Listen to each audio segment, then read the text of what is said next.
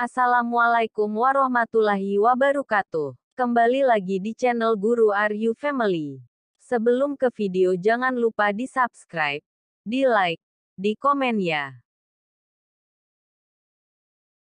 Alhamdulillah, honorer ini paling beruntung 2023. Surat Menpan RB sudah dirilis. Inilah yang ditunggu non-ASN. Sujud syukur untuk tenaga honorer yang nasibnya semakin cerah karena sudah ada beberapa keuntungan yang berpihak ke non-ASN. Pasalnya hal ini dibuktikan dengan info Menpan RB yang menegaskan terkait nasib honorer ke depannya serta seterbaru yang dirilis. Sehingga dengan info tersebut honorer akan merasa bahagia apalagi jika sampai diangkat menjadi ASN tahun 2023. Namun yang tak kalah bahagianya, ada golongan honorer yang kabarnya sudah dijamin serta disediakan formasi kebutuhan ASN oleh pemerintah. Biar tidak penasaran silahkan simak artikel ini sampai selesai karena ada kabar membahagian untuk honorer dari Menpan RB. Sebelumnya berbicara soal masalah honorer memang tidak ada habis-habisnya karena sampai saat ini penataan non-ASN masih terus digencarkan. Hal tersebut berhubungan dengan adanya rencana pemerintah yang ingin menghapus tenaga honorer pada tanggal 28 November tahun 2023.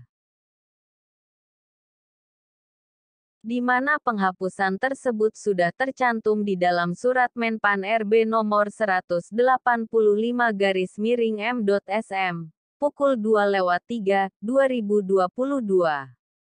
Sehingga berbagai opsi penataan terhadap tenaga honorer mulai dirumuskan kembali oleh pemerintah termasuk Menpan RB. Jika mengaca pada informasi sebelumnya di mana pemerintah telah memberikan ruang kepada honorer untuk bisa diangkat menjadi ASN. Hal ini juga telah tertuang di dalam PP nomor 49 tahun 2018 tentang manajemen PPPK yang pengangkatannya mengacu pada syarat atau ketentuan yang sudah diatur berdasarkan UU No. 5/2014. Sehingga jika nantinya honorer terdata di dalam BKN dan sesuai dengan kriteria pengangkatan ASN, maka honorer tersebut bisa diikutkan seleksi CPNS maupun PPPK. Di sisi lain, saat ini pemerintah berupaya untuk tidak melakukan pemberhentian atau penghapusan terhadap honorer. Untuk itu, Menpan RB saat ini sedang melakukan proses finalisasi opsi jalan tengah untuk honorer sebagaimana arahan Presiden Jokowi. Hal ini dikarenakan banyaknya pertimbangan dan melihat pada kontribusi serta kinerja honorer di instansi pemerintahan. Di mana banyak dari tenaga honorer seperti guru dan tenaga kesehatan yang masih dibutuhkan oleh pemerintah.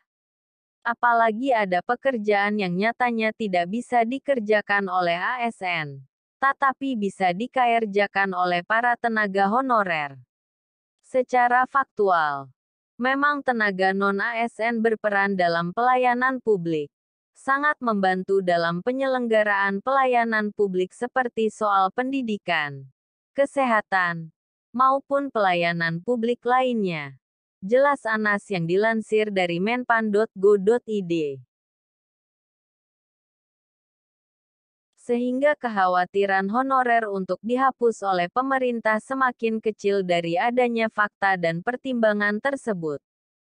Adapun terkait tenaga honorer yang paling beruntung di tahun 2023 adalah mereka yang berada kategori di tenaga pendidikan dan juga kesehatan. Karena pasalnya pemerintah telah menyediakan banyak formasi untuk guru dan nakes yang masih prioritas diangkat jadi ASN tahun 2023. Di mana bukti ini disertakan oleh Nunuk Suryani dalam unggahan Instagramnya yang mengatakan bahwa guru dan nakes masih prioritas jadi ASN PPPK. Tak hanya itu, Melalui keterangan Menpan RB juga cukup jelas bahwa dalam pengadaan ASN tahun 2023 ada beberapa kebijakan.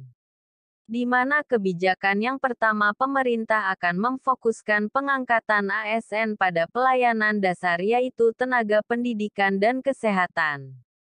Bukti lainnya adalah rilisnya Semenpan RB terbaru yang dikeluarkan pada tanggal 14 Maret tahun 2023 pekan lalu terkait kebutuhan ASN tahun 2023.